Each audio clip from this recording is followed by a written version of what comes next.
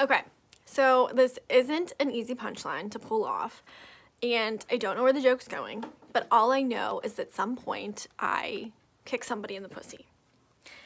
So when I was growing up, I lived in low-income housing, and my mother was, we were poor, and so she did just well enough to put us in private school, but so we were the poor kids around all the rich kids.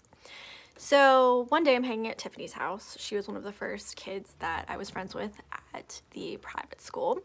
And she says, "Hey Aubrey, do you want to stay for dinner?" And I said no, because at that time in my life, white rich people food was not that delicious, to my knowledge. I would rather go home and like make mac and cheese or cereal or some shit like that. So she goes, "Oh, well, that's too bad, Aubrey, because we're having stovetop stuffing." And I said, "What the fuck? Stovetop stuffing?" I had fucking had dreams about this stovetop stuffing. I had seen it on commercials, and now I actually met somebody who was gonna have this. So I said, "Oh, wait, Tiffany. Let me make a couple phone calls."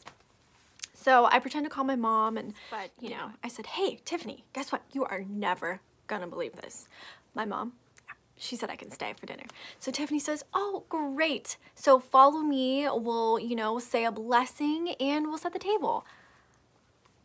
I had no interest in setting a table or saying these Mormon prayers. All I wanted to do was eat that stovetop stuffing. So I said, "You know what? Here's my plan.